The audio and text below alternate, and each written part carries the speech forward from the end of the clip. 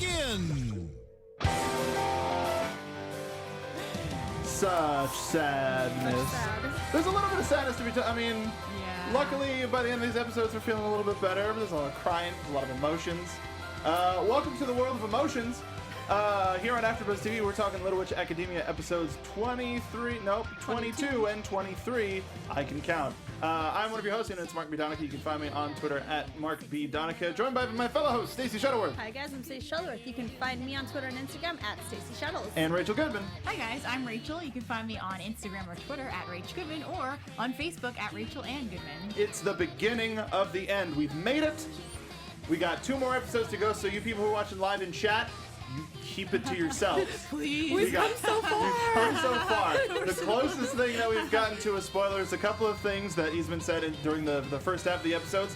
You got better. We appreciate it. And then also we got a comment on one of our last videos saying, hey, I can't wait to see how they think of the twist, which is not how you say that in a public comment. Unless we already got to the twist. Yes. Unless you know that we watched it all, which we did, and we're watching it piece by piece. That's like, oh, I can't wait for them to see what happens in the next episode. That's how you say that, not giving away that there's a twist. But there was a twist, oh boy. But we're going to get there. Let's start with things we said today. It started out with, I have to tell Akko everything. And the hype began instantly. Oh yeah. Yeah. It is already happening. And so it starts with Akko has to know, and then we go to our boy Andrew, who still got Akko's hat from their not unwelcome, but their unexpected meeting when they visited the Diana's family's compound.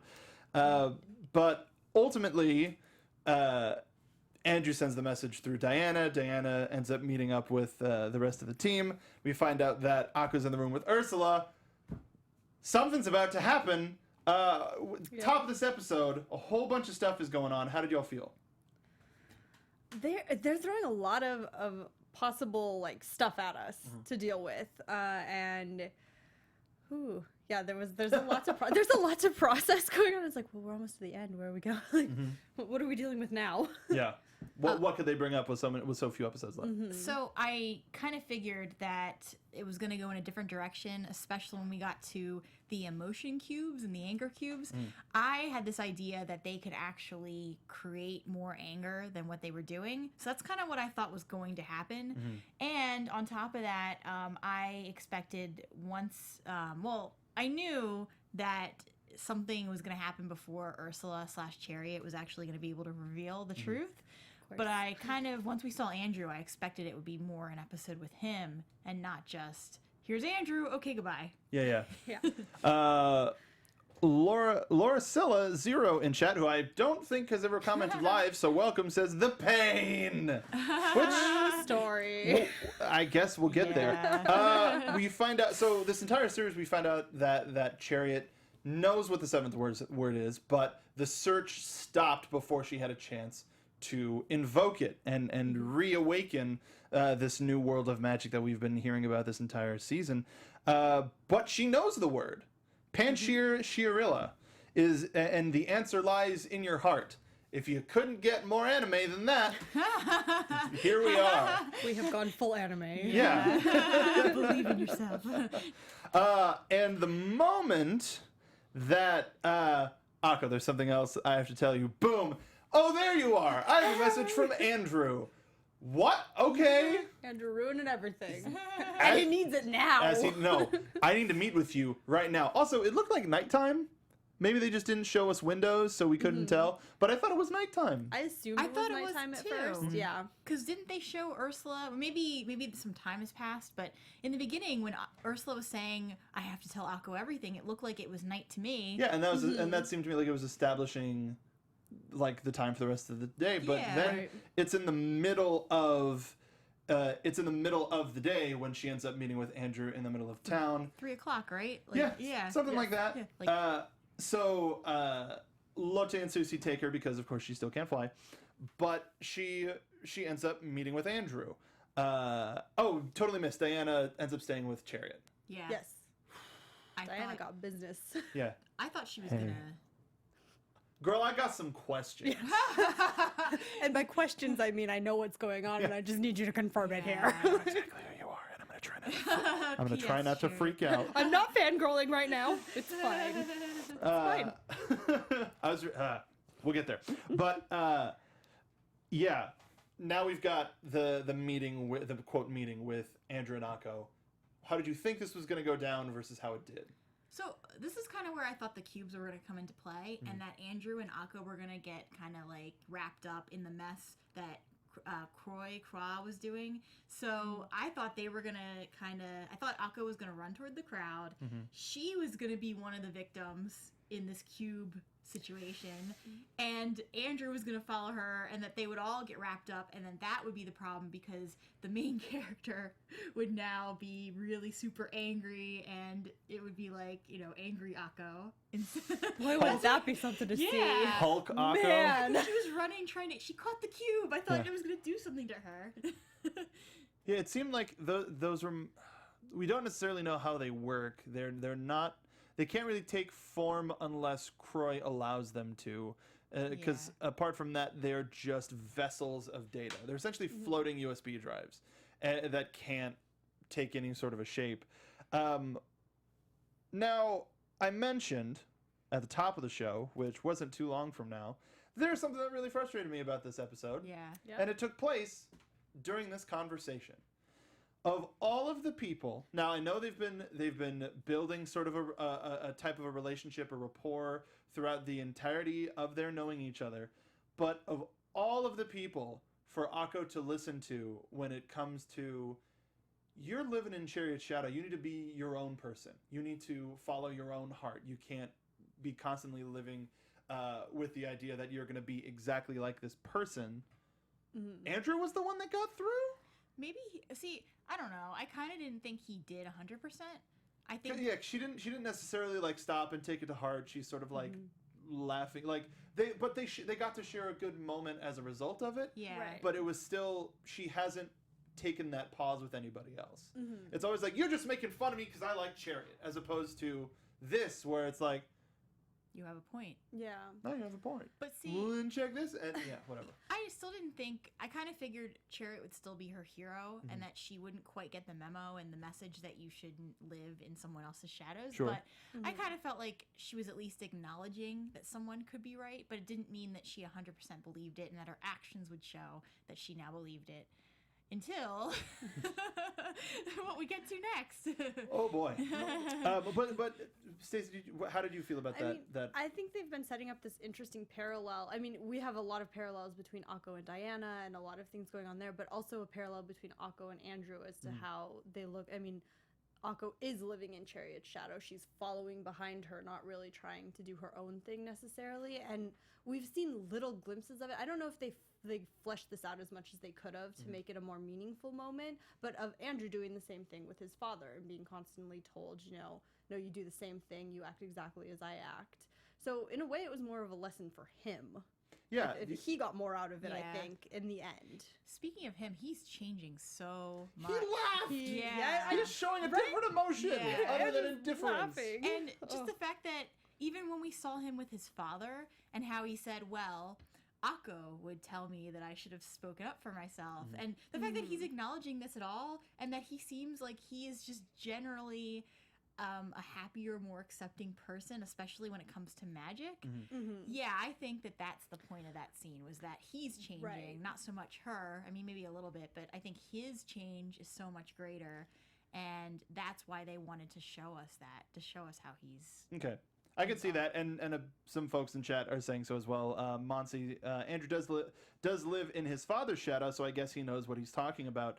And Jason Potter, I think it comes across more clear coming from Andrew, who is being groomed to grow up in his father's shadow. But at the same time, we also have Diana. Right, who is, I mean, they're all in a very similar kind of situation, how they're growing up. But for some reason, yeah, Andrew is the one who gets this. But I would say compared to Diana and Andrew, Akko is choosing to do so. And, Yeah. and they may Right. be acknowledging her freedom to choose. So, quote, so to speak, they have the same abilities, but they've been raised to not necessarily acknowledge that they have that choice. Right. So yeah, okay, that helped a lot. I'm glad we talked about it. Well, and the most interesting thing, too, is the very final thing that Andrew says, almost like an afterthought, you just have to believe in yourself. Yeah, right. like he was taking that away. And like, he was alone. So that's his moment, like, okay, exactly what I said to Akko. I need to believe in that too. Yeah. You can't give advice that you can't follow itself. You can't follow yourself. And the fun thing about this is that Akko, being shiny as she is, like, hey, it's one of those cubes. Okay, bye. Doesn't even grab her hat. Doesn't even say goodbye. Force of nature, Akko, man. Immediately changes focus. There she goes. Them Croy cubes. Akko sees them flying up to Croy. Is like, yo, Professor, you're in danger. And she's like, evil time. Her sweet soul for like not suspecting her immediately. She's like, oh no, these are a problem. She was so cool. The metal slab in her lab was so comfortable. I didn't suspect a thing. No, not at all. Why would you? Oh, this so much. So like we got an evil monologue, like the full declaration of what Croy is planning. She wants to absorb everyone's negative emotions in order to create an alternate energy. Now, if you think about that, that doesn't sound completely crazy. No. And then dot. hey, if I'm absorbing people's negative energy, then they're not going to have that negative energy and everybody's going to be happy. Right, that was the assumption that I was working off of originally. Or Yeah. Except the evil part. Yeah, you know, there's that. So Akko then like responds with no, we're supposed to use magic to make people happy, not to looking down at the mob that's going to war over a football game, which is still really silly. Soccer riots are a real thing, football riots are a real thing, but no nation has gone over to war over the decision of a game. Yeah. Mm-hmm. And I don't know if that's sort of a message of like what nations freak out about these days, if that's even a message about that, or if it's simply just something simple that's getting out of hand. Mm-hmm. But what did y'all think of Croy's evil moment in the sun? Well, again, she kind of brought it back to Chariot. She's like, well, you know, when Akko's talking about how you should use magic to make people feel happy, Croy's first response was, well, yeah, Chariot said the same thing, and look how that worked out for her. Basically, like, evil wins the day. And she knows where to hit Akko in the weak spots, too. And, boy, when she decides to reveal herself, she doesn't skimp on the evil. And how she goes back to that calculating person with goggles and ramen in her lab by going, that's it for the free lesson, and die. And sends a giant anger cube beast at her. Without any hesitation, just like, I'm gonna send monsters after you now. Yep. Good luck, kid. Whatever the plan was, whether it was to eliminate her or to draw out more fear and panic to then power up even more, or to bring out Chariot, which it totally did, blasts in, red hair a-flowing. To which Akko has a moment, wait a minute. Hold on. Wait a minute. Ursula? And it's and this is not how we wanted it to be. No. But Akko finds out that Ursula's Chariot doesn't even have a moment to relish in it, because death it's like right over there. Man. And then it gets even more evil. I assume this is the twist that we were clued in upon. We find out about the Dream Fuel Spirit, which is a form of magic that turns people's dreams into more magical energy. Croy revealed that Chariot was using this magic for people at shows, and as a result, it was taking any magical possibility or any magical energy on any spectrum of power, quote, power of magic. So that's why Akko hasn't been able to learn, is because Chariot literally took the ability away from her. Heart shattered. And I'm not talking about Akko, I'm talking about me. Yeah. How do y'all react to this moment? Freud. so My gut was, okay, there's no way that Ursula did this on purpose. That she either didn't know, which, as we find out, or somehow she, like, it was like an accident or something. It didn't sound like it was very characteristic of Chariot as a person, or even Ursula. So I'm thinking, why doesn't, maybe it's just part of who Ursula has become, because in my mind, Chariot and Ursula are two different people because of who Ursula is now in the present compared with how Chariot was. They just act a lot differently from each other. And on top of that, I just was wondering why Ursula didn't defend herself at all, because I just knew it wasn't completely her fault. And what we later learn, I'm thinking in that moment with Akko, she just basically bowed her head and didn't say anything at all. But maybe it is because that's who Ursula has become, and she has no, like, I hate to put it like this, but no real backbone to stand up for herself anymore. At least right now. It's more of shame. Yeah. Really, and not being able to live in your own skin. So by putting on this mask, you're able to go on day to day without thinking of the possible hundreds of thousands of people's lives you could have ruined. And especially thinking about a world that is in a magic deficit and the power of the Sorcerer's Stone is going down. Being personally responsible for that, I mean, you are ending a culture, a civilization, a way of life for thousands of people that it's a lot. It's really heavy. Yeah. Super heavy. Yeah, no matter how logically you can kind of separate, okay, well, it wasn't technically my doing. She was the one, She did it. It's still, it was still her doing it. And even if you can logically try to remove the blame like that, it doesn't work emotionally. Like, you still... And something that we forgot to mention is when Diana and Ursula had their talk, finds out that there's additional power going ever since they installed the SSS. There's been additional power being stored in the Sorcerer's Stone, which makes her freak out. She goes to grab her broom, has a moment of realization, doesn't take it, and runs off. Yep. To which, something I wish that they didn't do, something I wish just happened, was Diana going, wait a minute, was she affected by the pollen? And I don't remember Diana being involved in the situation at all about the pollen, unless it happened in one of those, we need to have a talk. Oh, so that's how everything went. Unless it happened in one of those conversations, but we didn't see it. We so weren't clued in on that. Yeah, so there's a little bit of that disconnect, but also I think that would have been better for the audience, because I had that realization of like, oh no, the pollen affected her, and then Diana went, the pollen affected her. I went, I just said that. You didn't need to tell us that necessarily. Yeah. But okay. The heartbreaking line of the reason you can't fly is because of me. I mean, any heart pieces that I had left totally shattered again. Dust. That was just... Especially when it was followed up by literally a montage of all of the happy moments that Akko and Ursula and Akko and Chariot have had. Seemingly Akko's magical life flashing before her eyes before she died inside, much like the rest of us. Yeah. Woo! That's really all you could say. Yeah. Now, I've gone on record on this show and on personal social media that this show affects me a lot more than it probably should, seeing as I'm as far away from a little girl in a magical school as could possibly be. But, man, does this show know how to tug at you. Yeah. It hits all those buttons.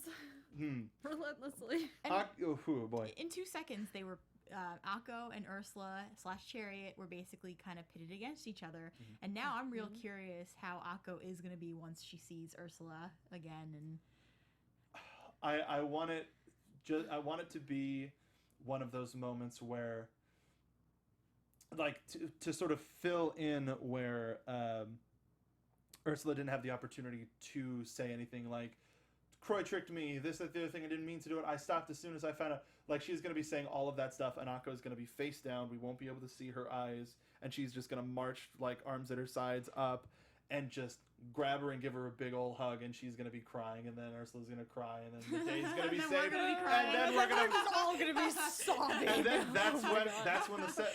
the 7th star is gonna activate, and she's gonna say the word, and the world is gonna be saved, and magical energy flows back into the ley lines of the Sorcerer's And Stone. Croy will lose all her Oh, powers boy. and go Croy away. will die, and she will die. No, I'm kidding. I'm sorry. Wow. I'm I'll be freaking out a little curious- bit. I'll be curious too if what happens is that after everything, Ursula, who is so like down and blaming herself and so filled with shame, if Akko will be the one to convince her and show her that you don't have to hold on to that blame anymore.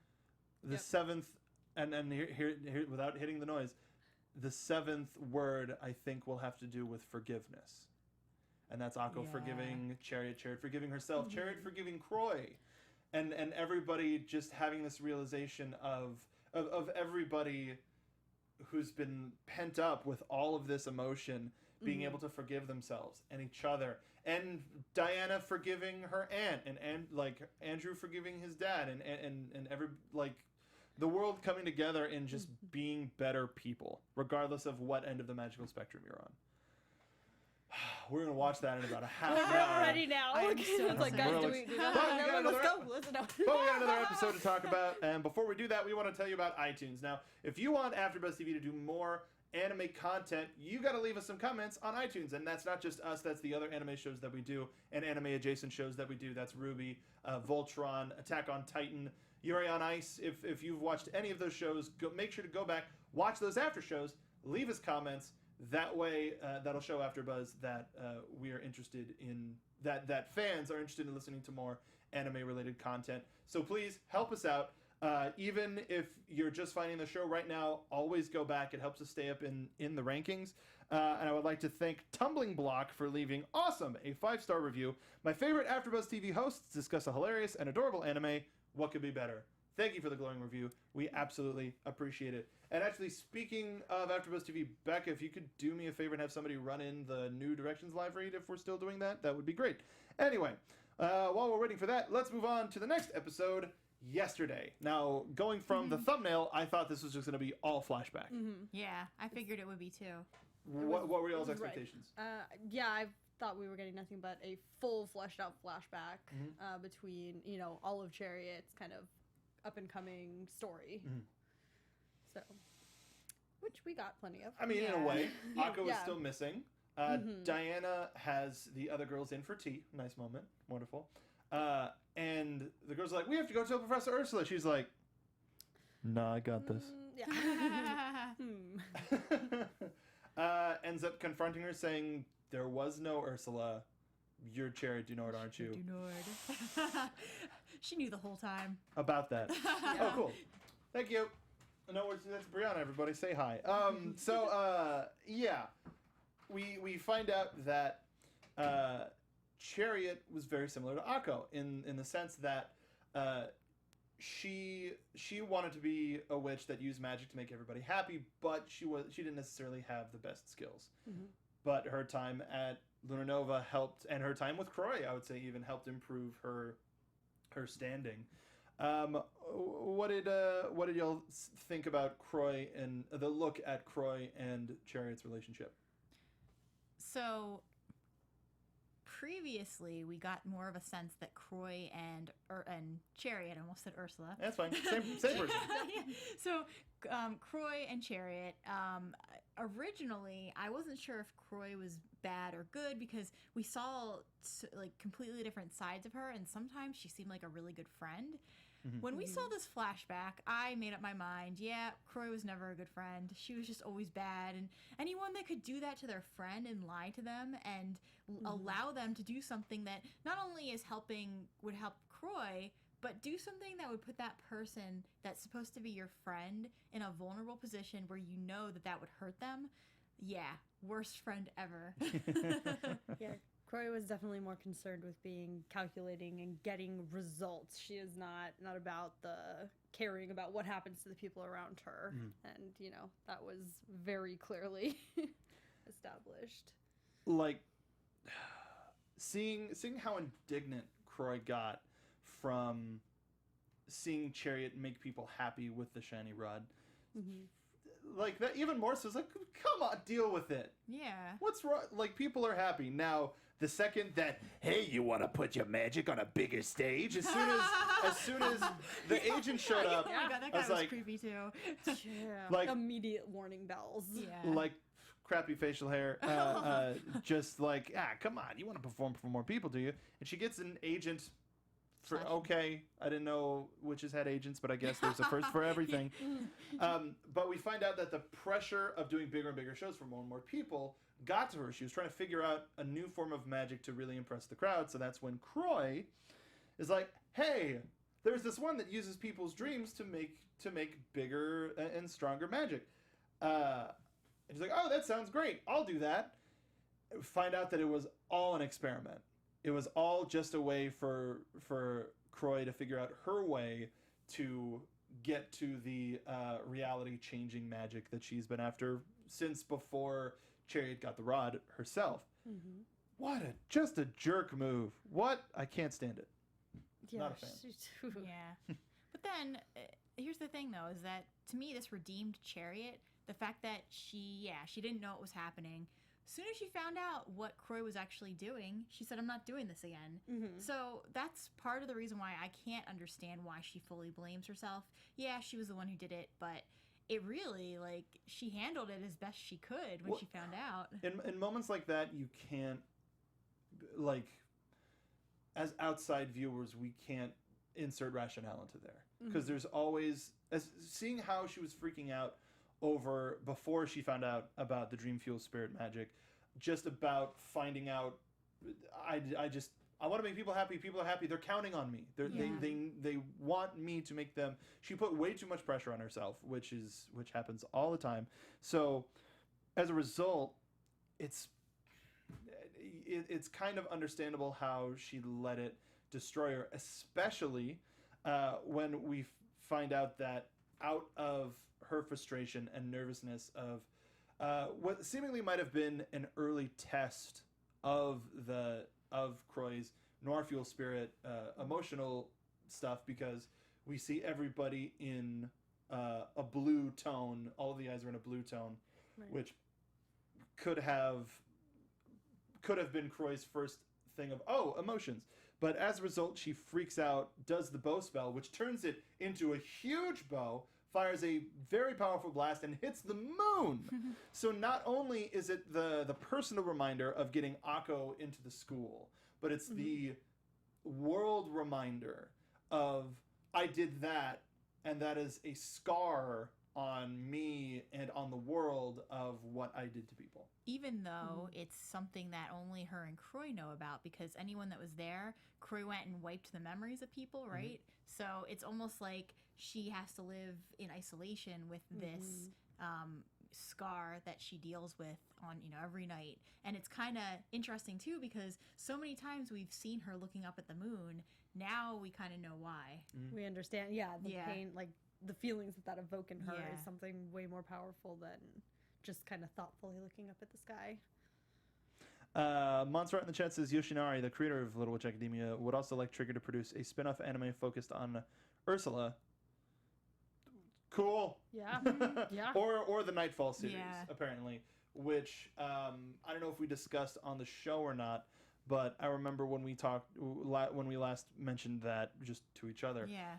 If they do a Nightfall spin-off, I would hope for it to be maybe just an OVA, and all of the characters from Little Witch Academia have parts in the Nightfall series, so that it's sort of like Excellent. Yeah, excellent.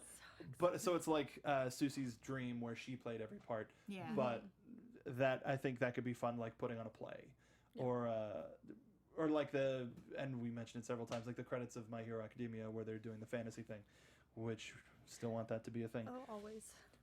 But as the moon recovers from her blast, the shiny rod crumbles away, and that's when it's taken from her, and that's when the search for the seventh word stops, because she physically can't do it anymore, and we go back to 0.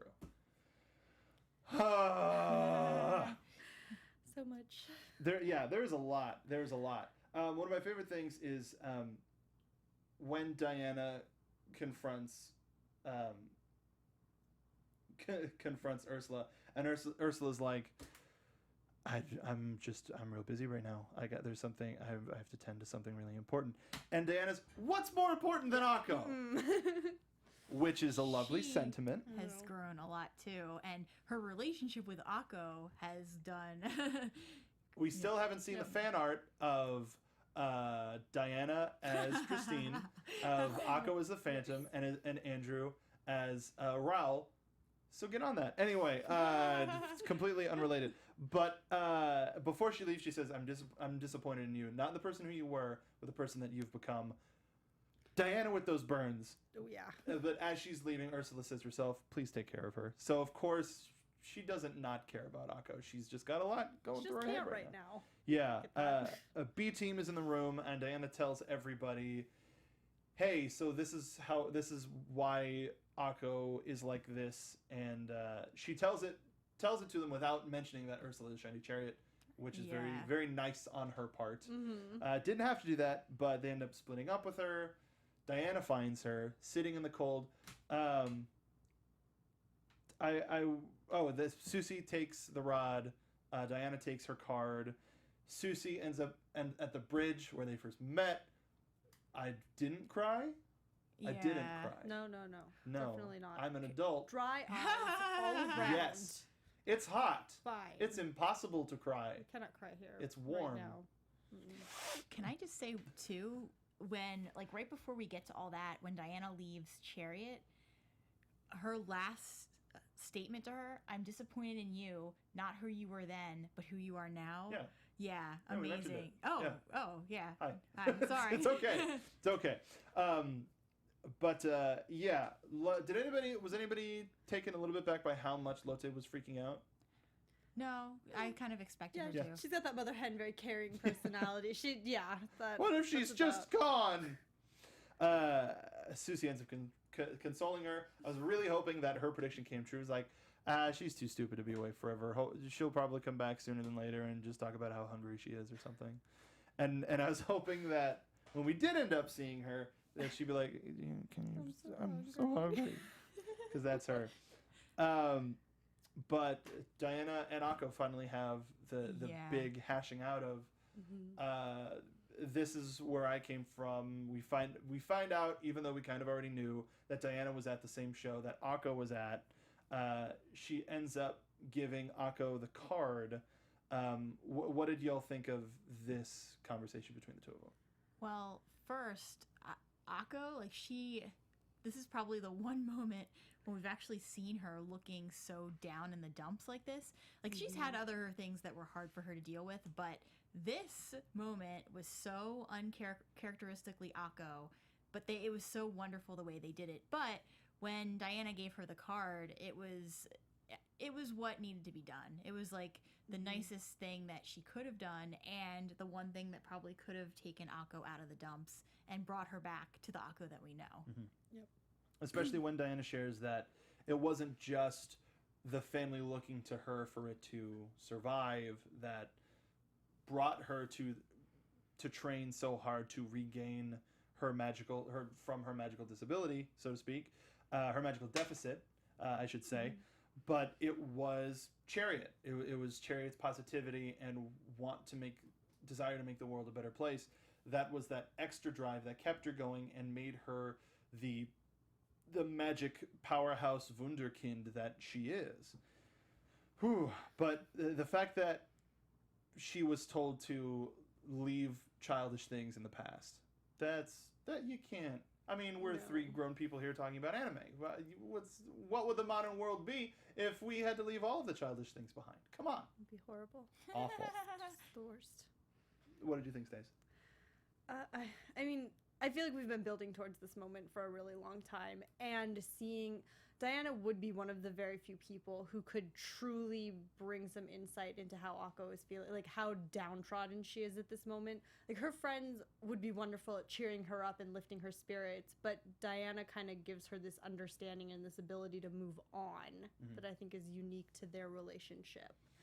And speaking to the fandom, being a Chariot fan in general, that it's awful, but I'm not going to let that control me, you know, Right. sort of a thing. And especially, what did she say? She says that my experience and my abilities should be proof that you can get any of the power from this experience back and excel, and compliments the magic within her that no one else can rival. And Diana sharing how she felt towards Akko when Akko was doing all of these amazing things with the shiny rod that Diana couldn't even comprehend. All of the studying that she was doing, but it was the power inside yourself. Rough, just rough. Lotte rushes in, Susie rushes in, Constance, Yasmika, and Amanda run in, and good old boy Chumley's like, here's some tea for everybody. It's freezing outside. That was funny. Yeah, that was great. Adorable. Marcus Corazon, remember when back in episode 7 when Diana predicted that Akko would leave Lunar Nova? Well, Yeah. Akko goes missing. She literally just leaves. Yeah. Not a Yeah. bad point out. Straight takes off. They're fellow Chariot fans. They've got to stick together, says Eastman. And you know what? It's really silly to look at it this way. But when I was watching the scene, I was like, oh, they're finally going to come together as fans and show there's a general understanding. And I'm sure y'all can speak to this too. When you find out that somebody else is a fan of something that's so close to your identity, and I'm putting it in the term of professional wrestling because that's one of the few. Even though it's coming back into popularity right now, it's one of those chapters of nerddom that's still like, you watch wrestling? It's still, for some reason. I even have nerds at comic conventions when seeing them wearing like a wrestling shirt, or whatever. Like, what's that? That's weird. It's bizarre. It's still like another fandom thing. So when I find other people that like wrestling, it's one of those things where it's like, oh, I can let my guard down with this person. What have your experiences been with fandom and finding like-minded people? Well, you have an automatic kinship with someone. I mean, and let's just talk about Lotte at the Nightfall convention. You know, she's the character dressed as the we're best friends now. But that's actually what happens. I mean, there are automatically things that have become so much a part of you. I mean, there are things that I reference every day, and when someone goes, I know what that's from, or like comes back with like the response to it, it's like, hi, friend. And it makes you feel good about yourself. It gives you, something you can automatically kind of go on a deeper level with someone who understands where you're coming from in that respect. There's less to explain about yourself too, because someone who not only just fandoms, but even people that grew up in the same kind of generation.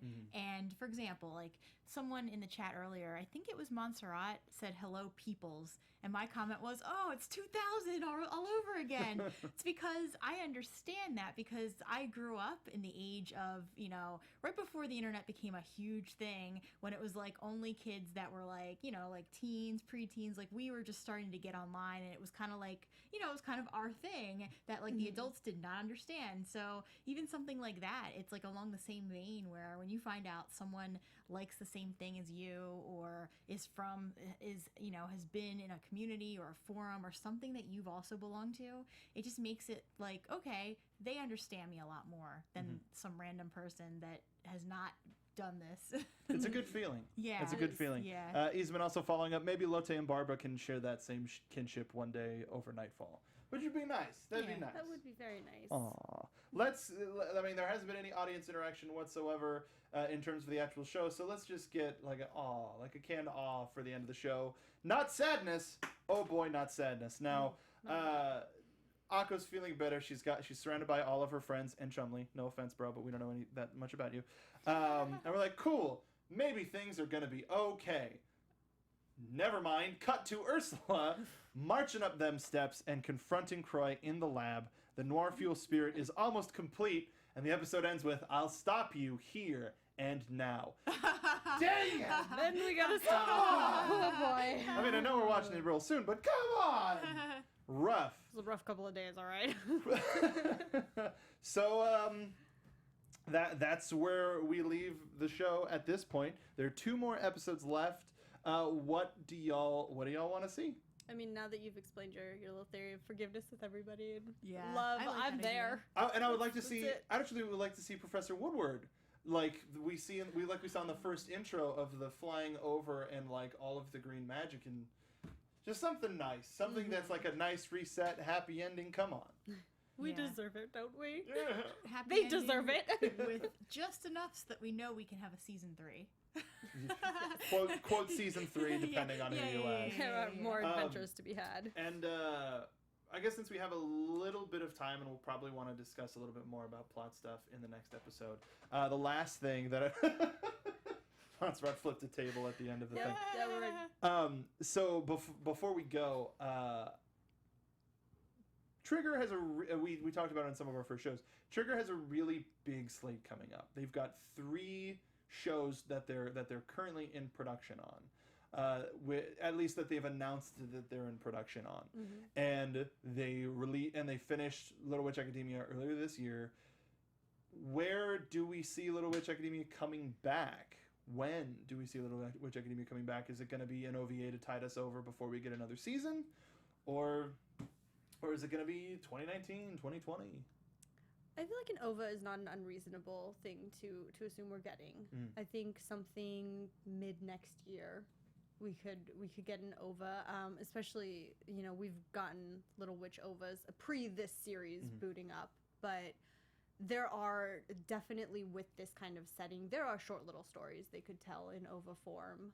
I mean, that's how we got used to all of these characters anyway, and they only ran about 25 minutes, so it's only a little bit longer than a Have you gone back and watched them yet? I've watched one of them, Okay. the first one from 2013. Okay. So that was my thought on this, is that, so the first one was 2013, second one was 2015, then we got the show in 2017. So I would imagine, and Yasmin says the same thing, that about it not coming back till 2019 at the earliest. That would be my thought too, because it looks like everything is, every couple of years. So Yeah, they spend their time on whatever current project they had, and I mean, if they worked on straight Little Witch, we wouldn't have gotten Kill la Kill or any of the other big stuff that they've put out. Also says rumor of an OVA in November. That would be great if that comes true. Yeah. And because it's only one thing, maybe Netflix will release it on time anyway. Wouldn't that be something? Oh yeah, that's true, because it's been out in Japan a lot longer. So November, I was like, November seems really soon to get an OVA, but it's actually really not. Yeah, production probably ended somewhere early July in terms of finalizing, or at least for like pre-production, everything probably of just regular episodes, everything probably ended in June/July. So then going from that, all right, production, you work on that. If you have any story stuff, let us know. But we're gonna go work on this OVA that we're gonna have out at the end of the thing. Miraculous Corazon, I want a double date OVA between Akko and Andrew and Lotte and Frank. Something that I would like better is a double date OVA with Diana and Andrew that are doing it because of family reasons, and Frank and Lotte are there, and Akko crashes. Oh, she crashes. Oh. That would be so her. But Yeah, she's in her mouse form and whatever, and just like, Following them along the whole time. It's just from her point of view, following them the entire and time. she doesn't see like the whole story. It's just like, I made him laugh, and Diana, she shouldn't be feeling proud of herself either way. Oh boy, that would be excellent. Yeah, there's a lot that. Well, also we're gonna get the game early 2018, which will hopefully tide us over. And then if there's any like DLC attached to that, then that could keep us going a little bit further as well. And then maybe another OVA next year, and then an announcement of season 3. There's a lot. I love this franchise. We got potential. We got potential, and we're gonna talk more about that next episode, which if you're watching live is gonna be at 5 p.m. We're gonna go and watch the final 2 episodes of Little Witch Academia. Quote season 2, thanks to Netflix. But yes, make sure if you're watching this after the fact, leave a comment down below. Find us on iTunes. Leave a comment and please subscribe. So any other anime news that may come through, we'll pass it through to that. And then also leave us a 5-star rating, because that can allow us to do more anime here at AfterBuzz TV. But until next time, Rachel, where can the people find you? What else are you working on? So you can find me on Twitter, Instagram at Rach Goodman, or on Facebook at Rachel Ann Goodman. I'm also on the AfterBuzz Ray Donovan panel. We are not meeting tomorrow, but the following Tuesday and every other Tuesday after that, we are on Tuesday nights at 9 p.m. Pacific time. Stacey. Guys, I'm Stacey Shuttleworth. You can find me on Twitter and Instagram at Stacey Shuttles. I'm also on another show here for the Popcorn Talk Network, Inventory Full, which is our gaming show. We're actually live later tonight at 6 p.m. That's right, 6 p.m. We're on Twitch, we're on Twitter, we're on everything. We do a lot of gaming stuff. Please make sure to follow us at Inventory Full. You can find me on Twitter at Mark Donica. Right now, this will be the last after. Well, I do NXT every week on Wednesdays, and I help produce Ringside Pop and X-Pac 12360. We had Stone Cold Steve Austin in studio last week, so if you're ever a fan of Stone Cold, you want to hear some great stories from the road, make sure to check out that show. It airs every Wednesday. Yeah, that'll do it for this episode of Little Witch Academia After Show on AfterBuzz TV. We will see you for the finale.